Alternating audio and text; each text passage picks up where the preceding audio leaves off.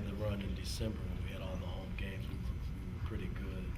You know, I've said all along, if we're going to win at a high level this year, we got to win games at home.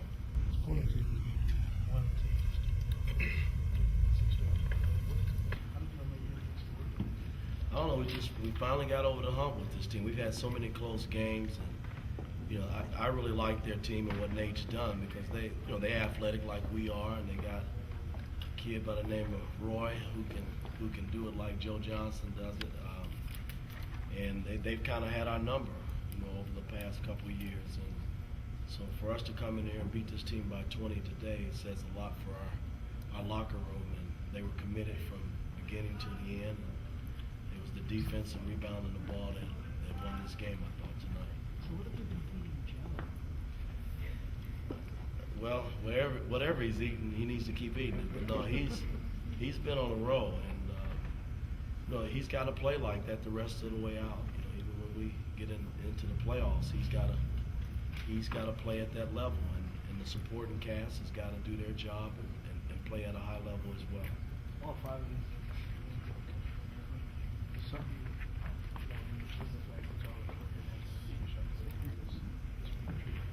Well, I mean, it says a lot for our team. I think we're 33-7, or maybe 33-9, something like that in terms of winning games when we've held teams under 100 points. So, you know, that's been huge. And if they hadn't realized it's the defenses and rebounding the ball that's been doing that, then, you know, we're fooling ourselves because that's the only way I think you win in this league is to defend and rebound and share it offensively. And these past 5 games, we've done that.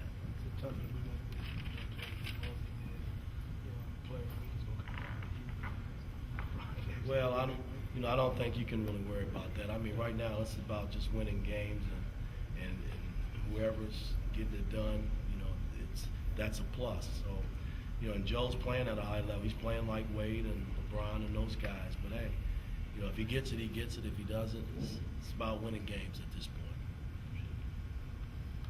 Students, any questions? What school? Georgia State. Okay. How does it feel to have the first home win against Portland since 2010? It feels great. I mean, they've kind of had our number, and I mean we've lost. You know, I know within those 6 losses, we've lost 2 or 3 buzzer beaters. You know, that were right down to the wire. So I mean, for us to come in and beat this team has been playing well in the West and playing well overall this season. For us to come in and beat them by 20, it's a plus for our team. It says a lot for our guys in the locker room. This crucial point in the season when you're coming up, your next game against Sacramento, correct? How do you feel about with this win, 20 points,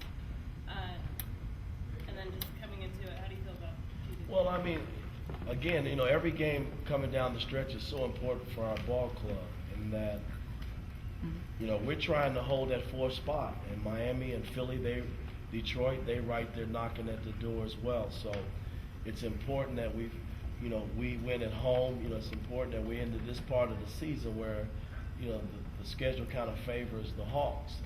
But again, we got to take advantage of it, take it a game at a time, and handle our business here at home, which we've done so far. So, you know, Sacramento just happens to be the next team on our schedule, and you know, we'll have tomorrow to prepare, and we'll see what we made of come Tuesday. Anybody else?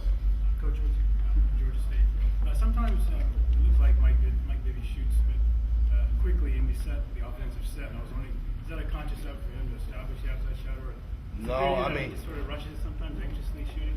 You know, Mike kind of got the green light with Coach Woodson, so he can pretty much shoot it when he wants to shoot it. Seemed like, you know, when he's shooting the basketball, I think every shot's going to go in. And I mean, that's not so true, but in our offense, he's got the green light to shoot it or pass it, and pretty much do what he wants to do. I've given him that latitude to do that. Anybody else? Yes. Do you feel like the lack of time, just having one day to practice between each game, does that affect your team as far as health-wise, or are they still just playing? Not really. I mean, the schedule is what it is. You know, we can't, you know, hide from it or run from it. You know, we don't have a lot of time to practice the next month and a half, really, because we have games every other day. So it's what it is. It gives us a day to come in tomorrow and shoot some, and some of the guys that don't get an opportunity to play a lot of minutes, they got to get some extra work in, and guys that are banged up, they got to see our trainer and get treatment. So, it still gives us an opportunity to work, but not like a regular practice day where we can get after it and go up and down. Yes. With a schedule like that, how do you implement? Do you implement anything going into the playoffs, like any new game strategies? How do you get it in?